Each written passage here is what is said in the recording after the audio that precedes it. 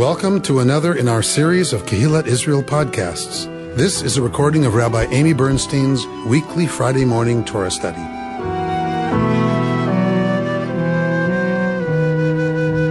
We are always coming to the end of our Joseph novella around this time of year, around the dark time of the year. We are always coming to the end of the life of Jacob, and we're coming to the beginning of the narrative about how our ancestors got to Egypt, right? So this is the end of the Joseph story, the beginning of the story that's going to pick up in Exodus. So how did we get there? How is it that we came to be enslaved? Here, this is the beginning of that story and the end of the patriarchal narratives. Joseph never has a direct vision from God. So the patriarchal generations come to an end with Yaakov, with Jacob. The rabbis do not include Yosef in the patriarchs. He never had kind of that direct experience of God speaking to him and promising him that his offspring would become, right, like the multitudes of the heavens, and that they would inherit the land, that his offspring would inherit the land. And so we're going to get a very interesting thing happening here, since that didn't happen for Yosef. He wasn't officially promised that. We're going to see one of the responses of how then Ephraim and Manasseh become part of the tribal confederacy of the people of Israel, as explained by Torah, right? All right, let's look at the beginning of Parashat Vayechi. So who wants to begin at 48? 40, that's on page 284. 48, verse 1. It's 47. It starts in chapter 47, verse 28. Jacob lived in the land of Egypt for 17 years. Jacob's days, the years of his life, were 147. When Israel's time to die drew near, he summoned his son Joseph and said to him, "If I have but found favor in your sight, please put your hand under my thigh and treat me with faithful kindness. Please do not bury me in Egypt. When I am laid to rest with my ancestors, carry me out of Egypt and bury me in their burial place." He replied, "I will do as you say." He said, "Swear it to me."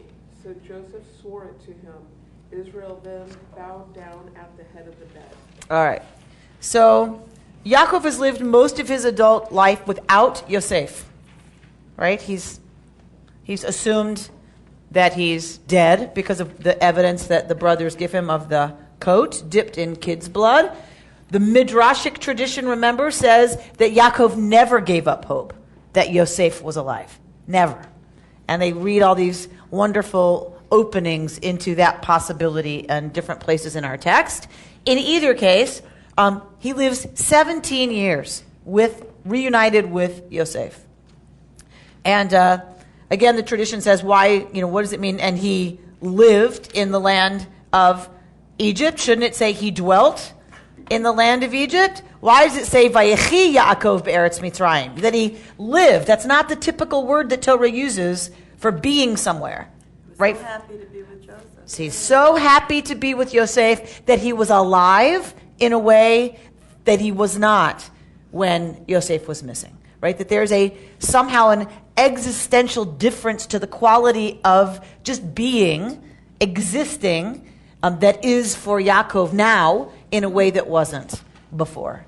So if we think of our own lives and we think of times where we were just kind of here, kind of existing, and then times where we truly felt alive. That's seems to be the sense of what's happened for Yaakov as he lives in Mitzrayim with his son Yosef. It's interesting. This is the second parsha with a name that has to do with life, which is actually the story of a death. The other Interesting. is Sarah. Exactly right. Nice, Bert. Nice. That another parsha where we get an opening about the life of someone who's about to die, right? Or who died already, right? Exactly. So the next verse tells us that that's exactly what's happening, is that in fact Yaakov is close to death, right? He's on his deathbed when he summons Yosef and says to him, Imna matzati chen be'enecha, if in fact I have found favor in your eyes, right? This is a typical formulaic opening for, something to come, right? So it's a request that's bigger than a regular request. It's going to be a ritual, right? It's going to be a ritualized commitment, promise, right? Assurance that something really big. Isn't that what Jacob said to Esau Im matzati chen beinecha? when he met him? If I have found favor in your sight, I don't remember. I would have to look. It's close. But it's what Moshe says to God, right? If I have found favor in your sight, show me your kavod, right? So it's an entry into a very serious ask. So what does he say? He says, if I have found favor in your sight, put your hand under my thigh. Where have we seen this before? And swear. Put your hand under my thigh and swear. The testimony, right? It is with Avraham sending his servant, the head of his household, to go find a bride for his son, Yitzchak. And he says, swear to me. So put your hand under my thigh and swear to me. Why?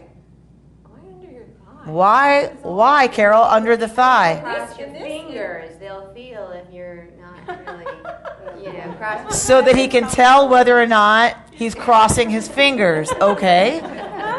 One possibility. It's a very intimate, close connection because it really... Was it really under the thigh? Yeah. Or was it under the testicle? So, under the thigh is extraordinarily close to the testicles. It is, therefore, very much the person who is on the receiving end of that is vulnerable. So it's an act of trust. But why say to the other person, put your hand under my thigh? Why do I make myself vulnerable and say, and swear to me? Because that equalizes it in a way that it's a bond of trust.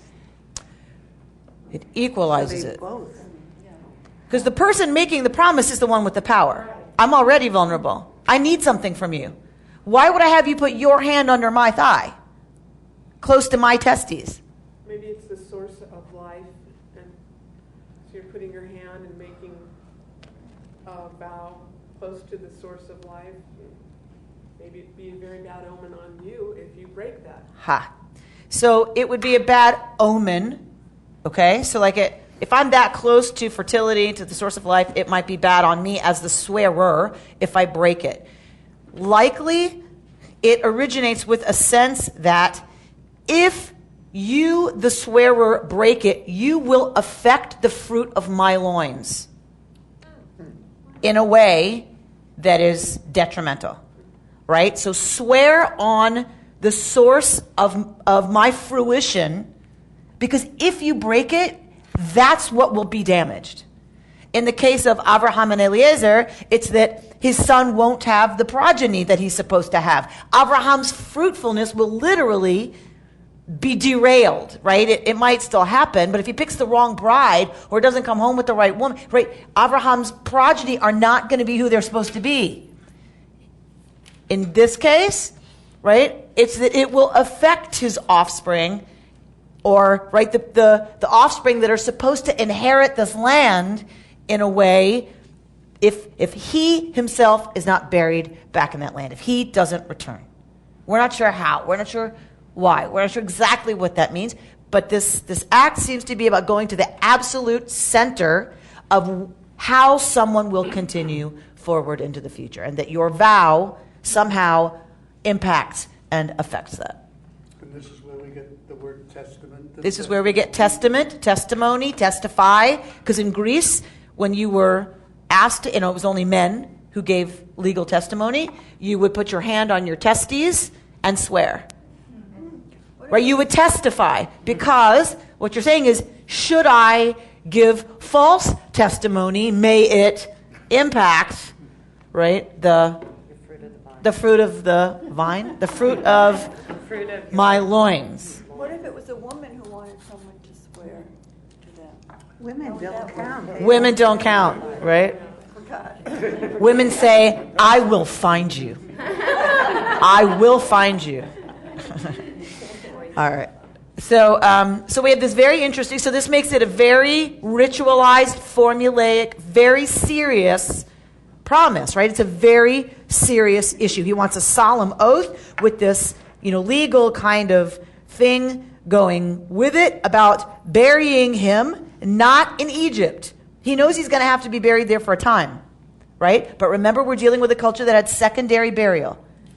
The body was put somewhere for the flesh to rot, and about a year later, you would go collect the bones and put the bones in an ossuary. And then the ossuary was buried. So secondary burial. Could have been buried first in Egypt then, and then they could have taken the bones. And put That's them exactly what happens. Why Joseph? Why? Okay, so we have two questions. Why? What is your why? My why is, why do you have these two burials? Why not just leave the body alone? So you have to remember that we're in the Middle East, I got that. right? So burial is not easy in many places. And then you have to go deep enough that wild animals won't get to the corpse.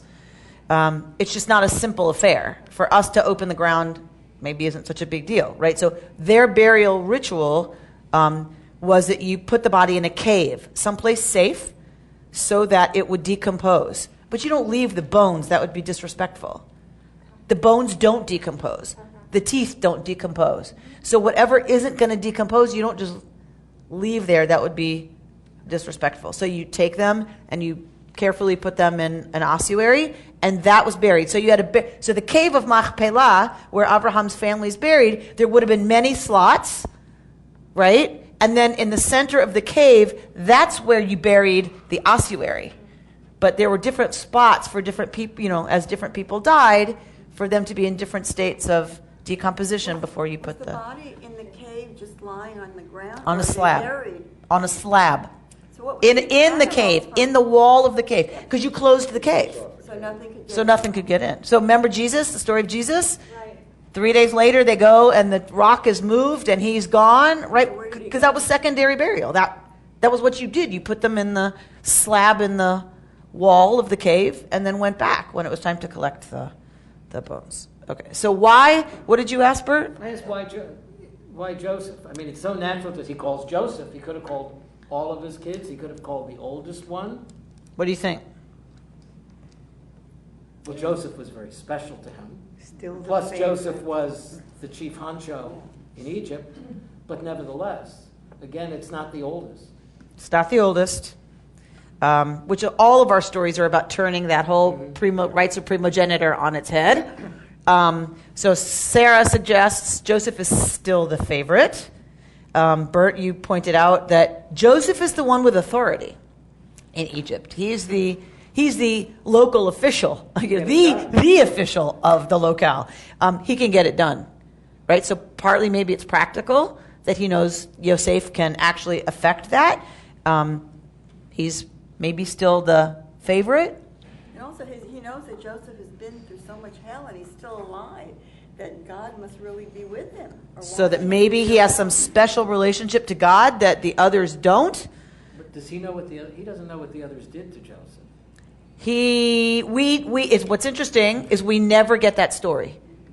We never get the story of Yaakov finding out, wait a minute, you're here?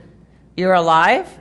How'd that happen? And we never get the story of Yosef telling his father how he got to be here, right? We don't know. I would love to see the midrash that one of you would write.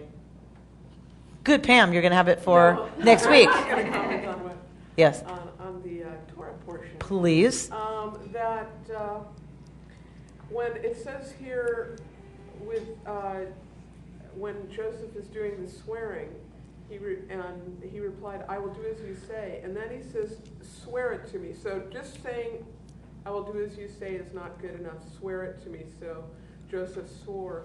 it could have been interpreted if they were in Egypt, that it would be disrespectful. Here they're living in the good graces of the Egyptian people, but Joseph, patriarch, wants to be out of that country, and so he could then, because he did swear, go to Pharaoh and say, I made this oath to my father, so don't be upset with me, and then Pharaoh then says, okay, keep your oath. So I think that it gave them able to save face with the Egyptians and also get his father out of their country. Okay. Excellent. So he says, swear, maybe to please the folks who are listening. We don't know that anyone's listening, but okay. Or then later he can say, with plausible deniability, I swore. But later he is going to ask Pharaoh for permission. Yes, absolutely. Yeah. But in any case, it may be part of the ritual that you have to swear. It's not enough to say yes. No. You got to use the words, with this ring, I thee wed. Right? You have to say the right words for it to have the boom, impact that it's supposed to have, that it's now sealed, that it's now for real, that this has to happen. In any case, he swears, and Yisrael, notice the names, right, that we're going to get for Yaakov here, and Yisrael bowed at the head of the bed. What that means, we're not sure. Is this another part of the ritual? We don't know. Is he too weak, to get up? So he's in the bed, and the most he can do is bow in the bed at the head of the bed. We're not sure. It's an interesting detail. Yaakov is dying. I know. So he's in the bed, presumably. So Israel is the other name for Yaakov. Is this the same word? he summons Joseph. Now that's interesting too. So the patriarchy is still very much part of the story. Exactly. Is this connected to the Ten Commandments? Isn't it the same word that's used when we say you shall not take the name of God in vain? In what way? Isn't it the same word for swear here? Same root? So you shall not swear by the name of God falsely. Right. So so it's, it wouldn't be okay, ever, to swear falsely, but particularly if you're going to invoke Yud He Vav He, that would be really, really, really bad. Rabbi, I finally realized why I asked the question. Yes, sir. Israel bowed down at the head of the bed. If he's in the bed, how could he bow down? Right, that's what the rabbis are asking. Like, what? That's kind of weird. What's that? One would suggest that he was not in the bed if he bowed down at the head of the bed. Well, anyway. So my note says, being an invalid, the aged patriarch can only make some bodily gesture symbolic of prostration. Right? So not that my notes are any writer, but it suggests that he's in the bed and makes some kind of gesture in the bed to acknowledge Joseph's promise and his swearing. All right, someone read at 48, please. Sometime afterward, Joseph was told, "Your father is ill." So he took with him his two sons, Manasseh and Ephraim. When Jacob was told, "Your son Joseph has come to see you," Israel summoned his strength and sat up in bed. And Jacob said to Joseph, "El Shaddai appeared to me at Luz in the land of Canaan, and he blessed me. And he said to me, I will make you fertile and numerous, making of you a community of peoples, and I will assign this land to your offspring to come for an everlasting possession. Now your two sons, who were born to you in the land of Egypt before I came to you in Egypt, shall be mine. Ephraim and Manasseh shall be mine, no less than Reuben and Simeon. But progeny born to you after them shall be yours. They shall be recorded instead of their brothers in their inheritance. I do this because when I was returning from Padan, Rachel died to my sorrow while I was journeying in the land of Canaan, when still some distance short of Ephrath, and I buried her there on the road to Ephrath." All right, let's stop there. Good, thank you. All right. Kind of confusing too. Yeah. Very confusing, right? Where it gets really confusing, we can generally say we're missing some pieces, right, of the tradition. There was a larger tradition, and we don't have all the pieces. That's one way of looking at it. And this is one of those places where scholars say there is a tradition here that we've lost some of it.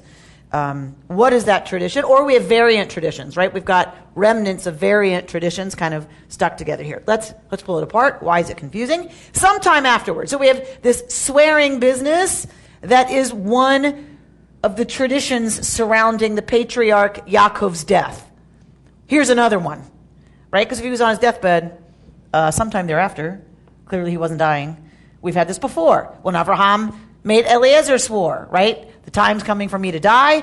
Well, he lived a really long time after that.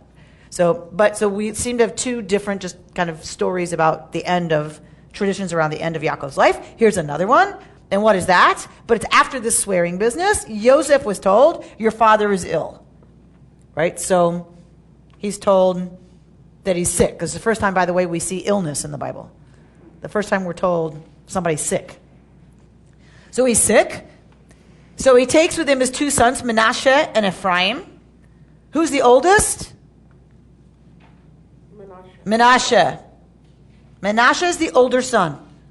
And Egypt, like in Canaan, is primogenitor. The firstborn is the one who gets more, if not everything. Still like that, sort of. So he takes Menashe and Ephraim. And Yaakov is told, your son Yosef has come to see you. So Yisrael, right, we switch from Yaakov to Yisrael, summons his strength and sits up in bed.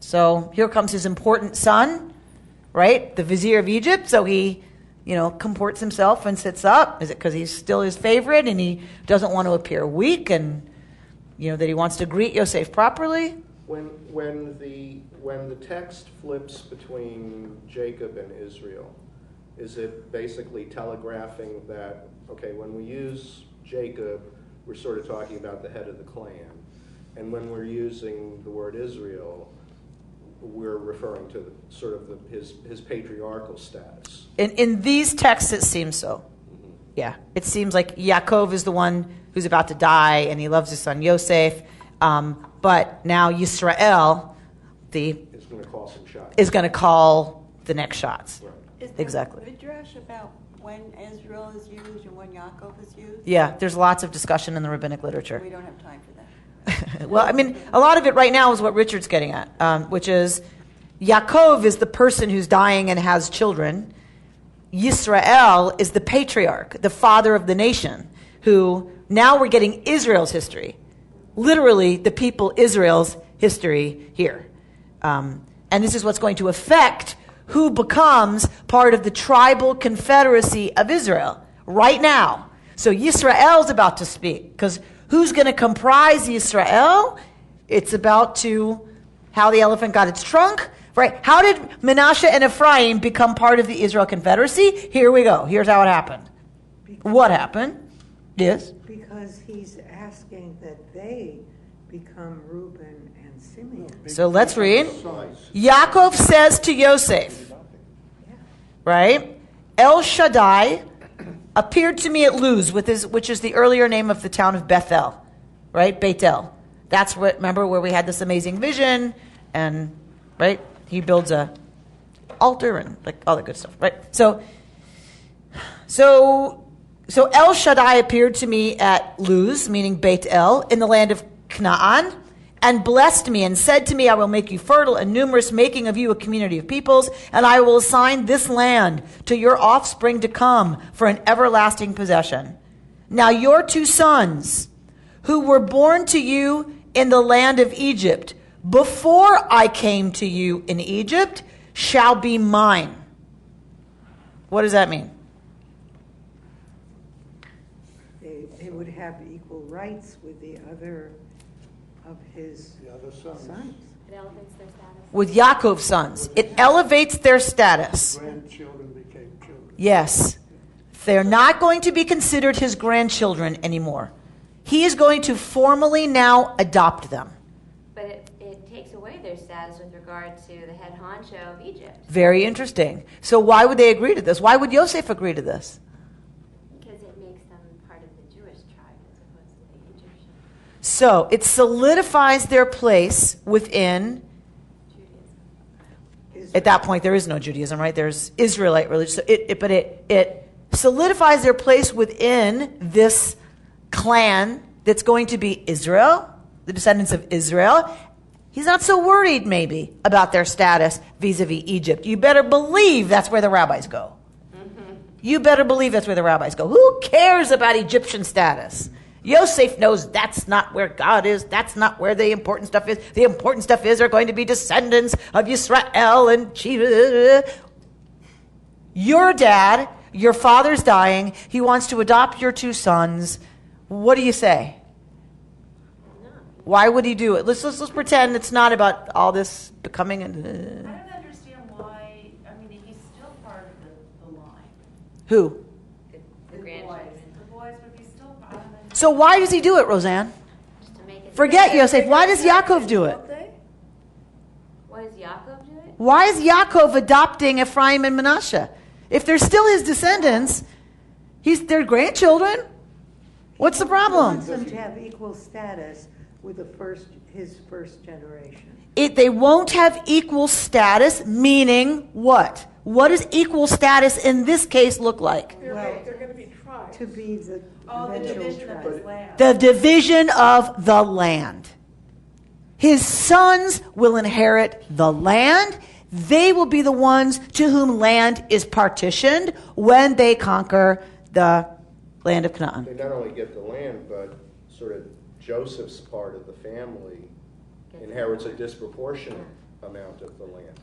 Because if you're going to divide the land up into 12 pieces, and Joseph and his 2 sons each get a piece, they've got 1/4 of the land. So they actually don't wind up with quite that much. It's Ephraim and Manasseh that are counted, not Yosef. Why wouldn't Yosef? Right? Why wouldn't Yosef get it? It turns out Ephraim and Manasseh are the ones that we count. And when we look at the apportionment of the land. But what demographically was true is that Manasseh and Ephraim were huge tribes. So they wound up. They had a lot of territory because they were huge tribes. Now you back up and tell the story about how that happened. Right now you talk about they get a lot because Yaakov adopts it. Right? Does it have anything to do with the fact that they were born when Jacob thought that Joseph was or was not alive? So clearly there's a distinction for Yaakov between the sons who were born before he came to Yosef and after. He's making a very clear distinction. But if you look carefully at the text, we're not sure what the distinction is. Does Joseph have other sons? Did all these 17 years he's cutting out? That Yaakov's cutting out because he's cutting it off at before I knew you were alive? Doesn't say. Does Yosef not have any other children? You would think in 17 years Probably did. there had been a few more than Manasseh and Ephraim, right? Does he pick 2 of Yosef's sons only out of all the others? Well, somehow connected They wouldn't to have wasted Rachel. words on this Yeah. unless there probably were others. So the theory goes now from Robert that they wouldn't waste the words if there weren't a selection of those sons from among other sons, like meaning these 2, not your only ones. Okay, what were you saying about Rachel? Well, he gives a reason. The reason I do this is because when I was returning from Padan, Rachel died. So I don't know what that means, but it's clearly... So this is what I was asking Roseanne. Why is he doing this at all? Wait, does he think Rachel might have borne him other sons? Certainly had Rachel lived, she would have... in a perfect world, she was young. She died giving birth to her second son. So presumably what we get is Yaakov feeling like he was robbed. He was robbed of sons by Rachel. So what's the closest thing he can get? Is Rachel's oldest grandchildren. Right? So he's going to take Rachel's eldest grandchildren, his only offspring or his only descendants that's purely through him and Rachel. Well, and Asnat also, Joseph's wife also. So there's some in there. But the only way to get to children from the eldest anyway, through Yosef, through both Rachel and Yaakov.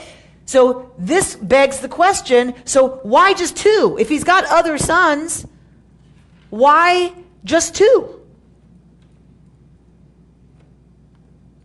So that's confusing. Right? Why two? Why not say 7? She would have had 7. Well, maybe he thought that his other sons, Reuben and everybody, would get upset because it was decreasing their inheritance by getting grandsons in there. So 7 is unacceptable. They would have rebelled, but 2, Okay. There were 2 children. Does that any factor? The fact that we had Benjamin and Joseph? She had 2, so let's double it. Okay, Reuben. No, I don't know. I thought possibly Ephraim and Manasseh would be replacing. No, in addition. But it's not. Okay, she had 2, so let's give her 2 more. There's a community in India who claim that they're from the tribe of Manasseh and who want to go to Israel. Yes, there is. There you go. Well, Okay, I'm wondering if there's a way through DNA to, like they've done with the Kohanes, to see. I guess we'll wait and see. the other interesting thing that's going on here is the order is Ephraim and Manasseh. Okay, let's go there. That's where we're going next. Very good. Versus Reuben. Yes.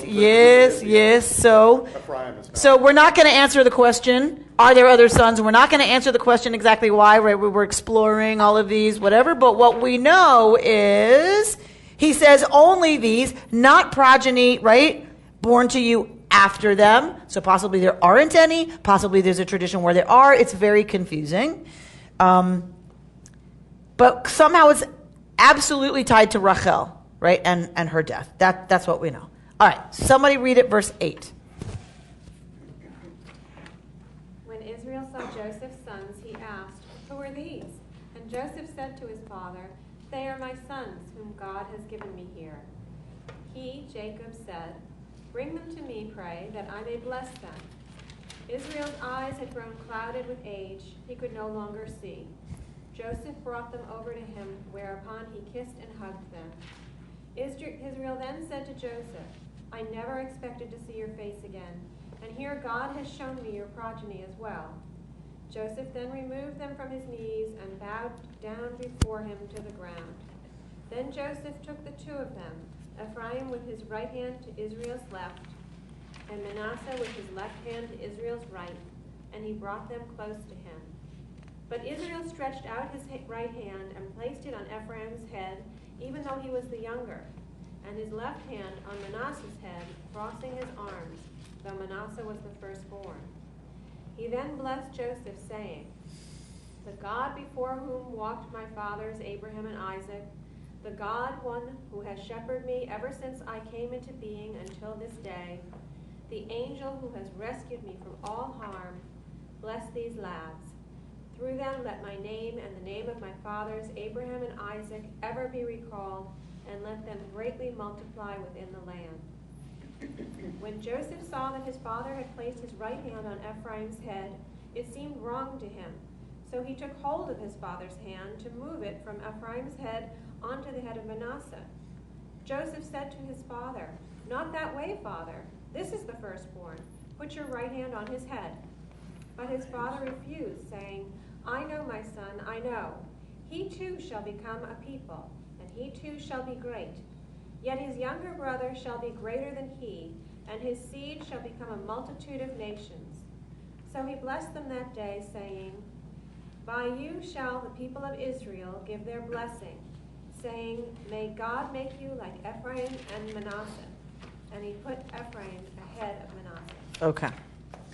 So once again, right, we have the bracha given to the other son who, in the order of things in the ancient world, should not have inherited it. So we're getting the adoption ceremony, right? Where have we seen this before in Torah?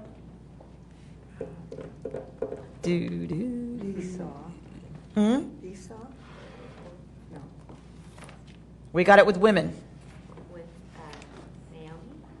Is it Ruth? They're on adoption. Chloe? We get it with both Rachel and Leah, right? Who give their handmaids to their husband and say that it's going to let her birth on my knees, right? Knees in the ancient world, children on knees. This is about adoption, right? Again, close to the testes, close to, for women, all of those places have to do with fertility. They have to do with birth, right? You put the child close to that, right? So knees, thighs, right? This is all about fertility. So when the child is on the knee, it's about legal ownership of that offspring.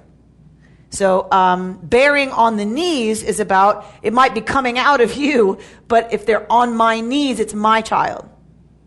So this is a ritualized, formulaic act. Yosef removes the sons from his knees. Right? Now, imagine they're old enough to walk, so it's not on his knee because they need a place to sit. It's clearly part of the ritual that they are on his knees. He moves them from his knees, right, and bows low to the ground before his father and takes them to his father, right? Presumably, they're not going to be able to be on Yaakov's knees because Yaakov is in the bed, very sick, right? So how does Yaakov transfer, make this transfer official? How does he make it happen? With the hands being placed on their heads and saying the formulaic words that make them now, right, his. And, Yosef has transferred them in this act of taking them off his knees and bringing them to his father. He's transferred them to his father.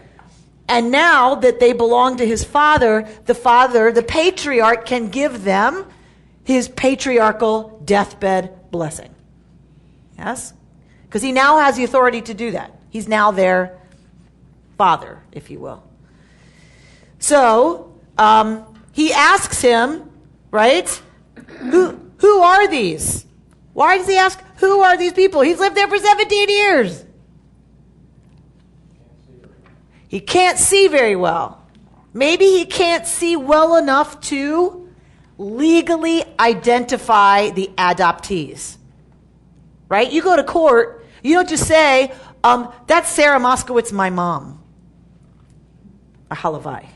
It should only be. But what do you have to do? You have to take your driver's license out. You have to take your birth certificate. It's not enough in a legal act to say, oh yeah, that's my mom. You have to, right? You have to prove that. So this is part of that whole official legal thing. He asks the natural father, who are these boys? So that the natural father identifies them. That makes this now kosher, right? It makes it legal. That these are, in fact, Ephraim and Manasseh. He switches. Joseph knows that he has to bring the older son to his father's right hand, right? That's the powerful, good side, is the right. And his younger son to the left. But Yaakov switches his hands, right? And puts them on the other way, and then gives the blessing that we have here. And Yosef is not happy. Interestingly, Yosef, who was one of the younger sons, right, is not happy that his younger son is put before his older son. And so says, whoa. You got it mixed up, right? You got to go this way. Put your right hand on Manasseh's head. And Yaakov says, no. He too will be a great people, but his younger brother will surpass him. I'm still missing the why. Why the switch? Why the switch? It seems that Yaakov knows something. Do you remember when we get the assurance by God that to Abraham that it's okay. Yishmael's going to be, right? He's going to be a great nation. He's going to have lots of folks too. And about Esav, he's also going to have, right? It seems like that Yaakov has an understanding somehow that Ephraim is going to, in fact, surpass Menashe. Right? So my notes, this is always where, because Reuben, you lift up for us what's really important. There's Torah history and there's lived Israelite history. So what you're hearing is the lived Israelite history coming up through the Torah text. So my note, for instance, says, the texts that record Menashe as being the natural firstborn must reflect an exceedingly early and authentic phase in the history of the Israelite tribal relationships. Meaning, at one time, Menashe was a very successful tribe within the Israelite confederacy, but things changed historically. There would be no conceivable reason to invent such a tradition given subsequent developments. In other words, why not just make Ephraim, who's the more successful tribe, why not make Ephraim the older one? If you're going to write the story of how all this started, why not make Ephraim the firstborn? Because clearly there was a time when Menashe was more important, more successful. The present episode provides an explanation for the reversal, with Ephraim becoming the more powerful and more influential of the two tribes, even to the extent that its name eventually became synonymous with the kingdom of Israel. And this phenomenon is traced here to Jacob's blessing. Following his adoption of Joseph's two sons, Yaakov now exercises his prerogative to set aside chronological priority and to grant Ephraim preferential status. So it reflects a historical reality that Menashe had been, the big successful tribe at one point, but it reversed, and Ephraim eventually supersedes Menashe. Isn't there a trope that goes throughout not only the Torah but the rest of the Tanakh that it's not always the most powerful who succeeds. It's not always the one who's firstborn who succeeds. It's not the rich who always succeed.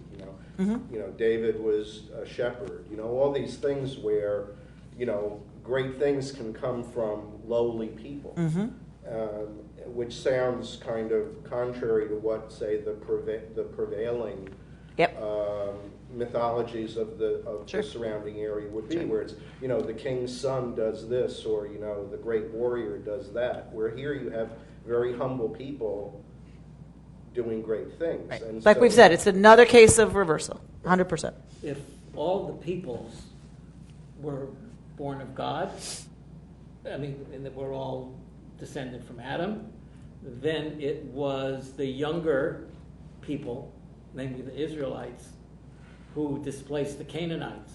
So you have a parallel there as well, that we are the younger people, at least in terms of the people who were there. The history of the region, in the history of the region. And that God makes us, at least in the story, the inheritors. Yeah, and not the most powerful either. Right, instead of the Canaanites. Right, and that continues. Right, we're this big, right, in a region that's like we continue to be this big, and we are how we create such a fuss in the world. I don't know. We're this big, right? Anyway, all right. So he says that through you shall Israel invoke blessing, and that is, of course, the case. To this day, we place our hands on the heads of our male children and say, Yesimcha Adonai ke Ephraim ki Menashe. May God make you like Ephraim and Menashe. So Ephraim and Menashe, what is it? Why God make you like them? Why not like Yaakov and Abraham? Why go to Ephraim and Menashe? It's a reenacting of this. So it's a reenacting of this, but why not say, may God make you like Abraham and Yitzchak and Yaakov and Ephraim and why?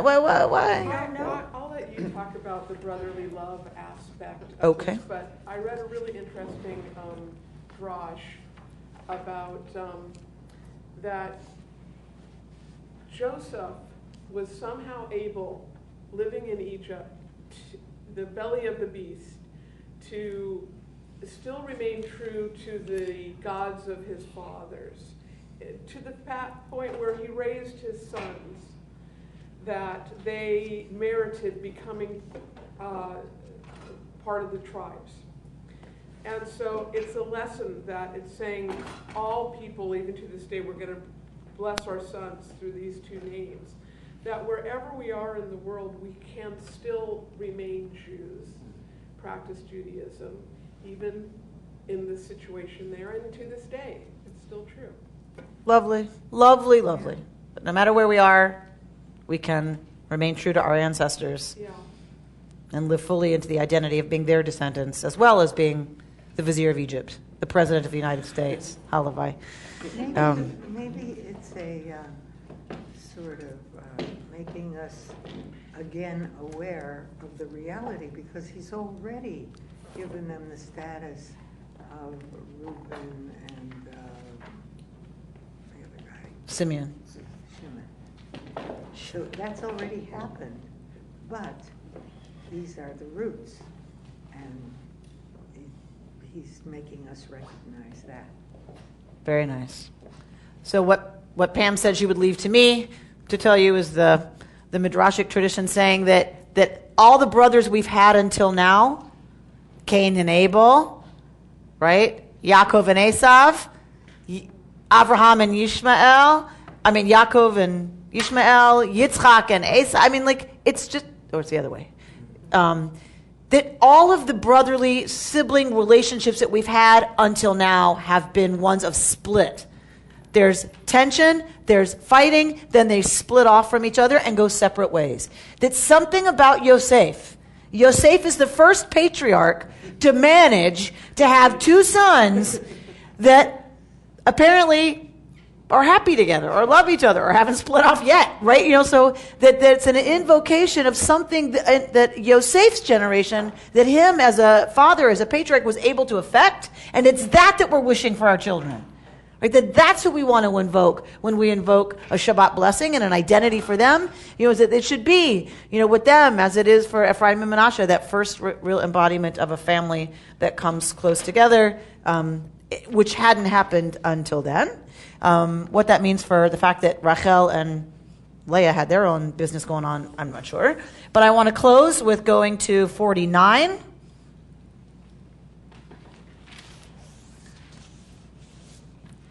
And Yaakov called his sons and said, He'asfu, get yourselves together.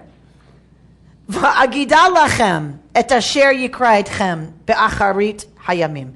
And I will tell you what is going to happen to y'all at the end of days. Then what does he say? Assemble and hearken, right? We get this very poetic Hebrew, B'nai Yaakov, v'shimu el Yisrael avichem, and listen to Israel, your father. He's going to tell them what's going to happen at the end of days. And what does he say?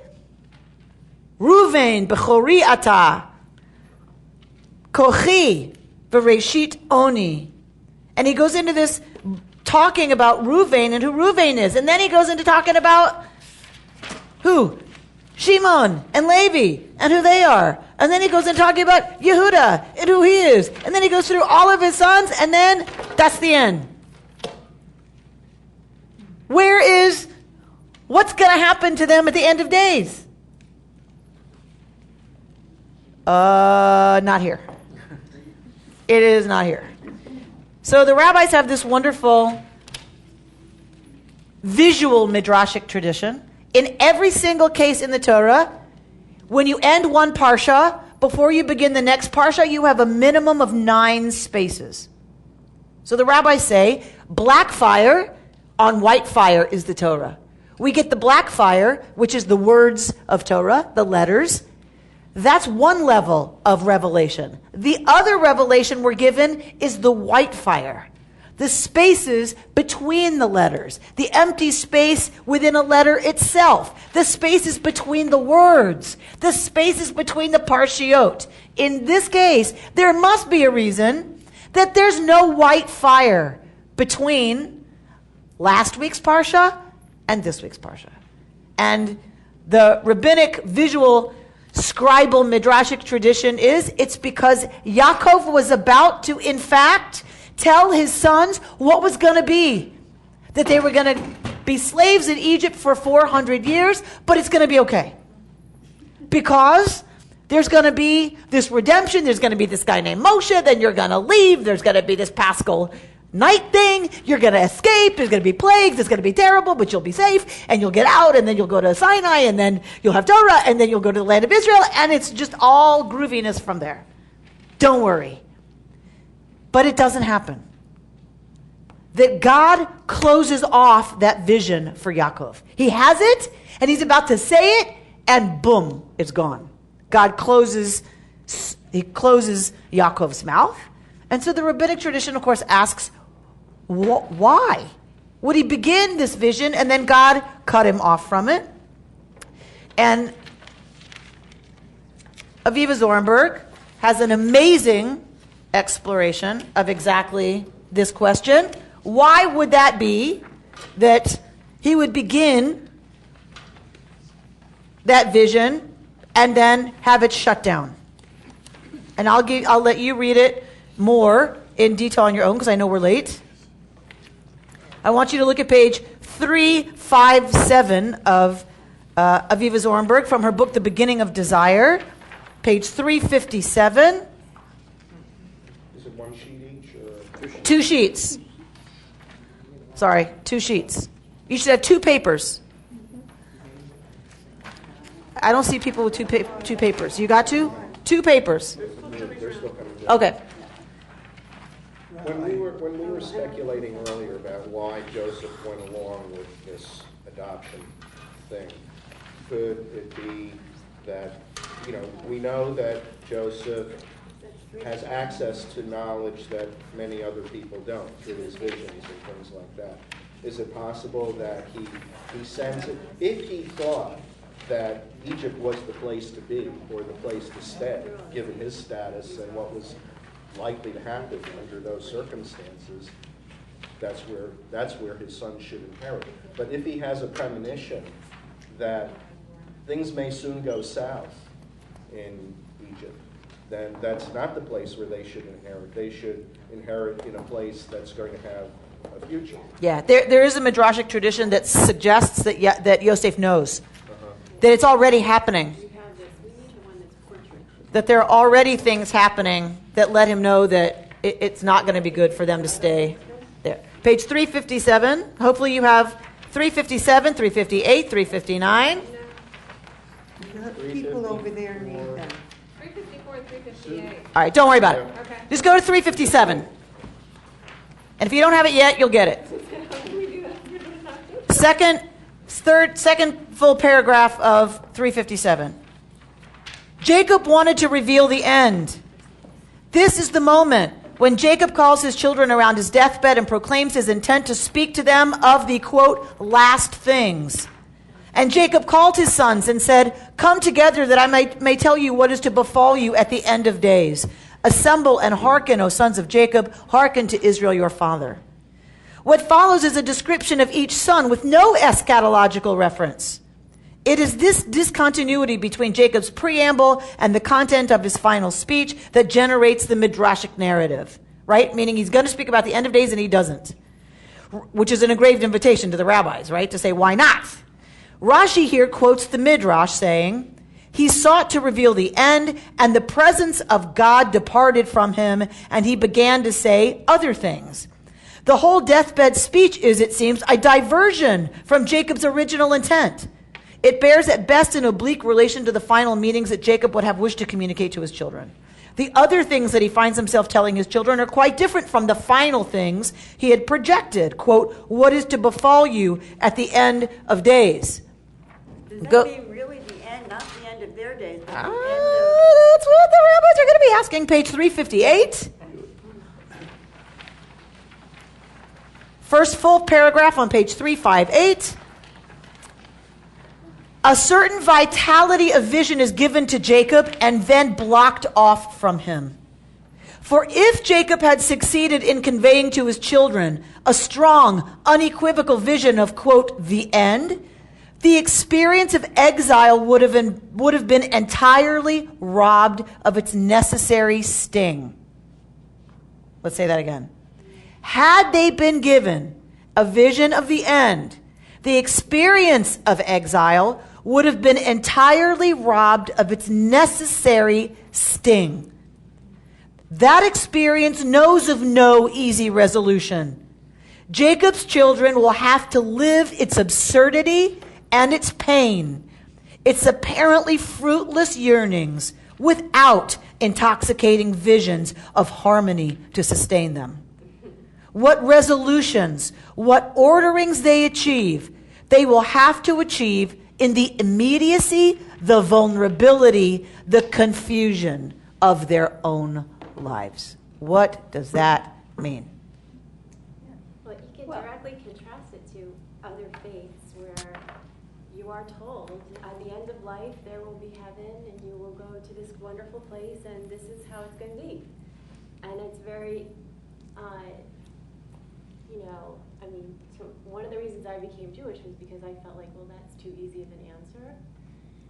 And I think this is truer to the way we live and we are. But it's interesting how you just never get the story.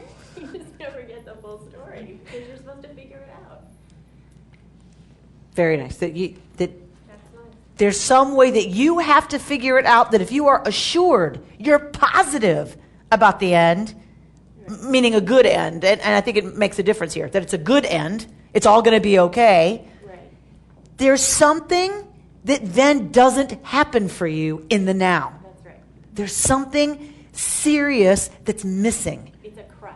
Because we always should have anxiety about what the end will be. Because without that anxiety, what? What will we be anxious about? You're not working to make You're things not come out. working to make things come out in the future by working when? Now. Right. If you know it's all going to be okay, it's very easy, to get complacent. Then I don't really have to do anything. It's all going to come out okay. I don't have to work to make that happen. It's assured. It's already done. I don't have to become anything. I don't have to dig. I don't have to think. I don't have to risk. I don't have to grow because it's all going to be fine. And there's something about the anxiety. There's something about the pain of what can appear meaningless. The suffering.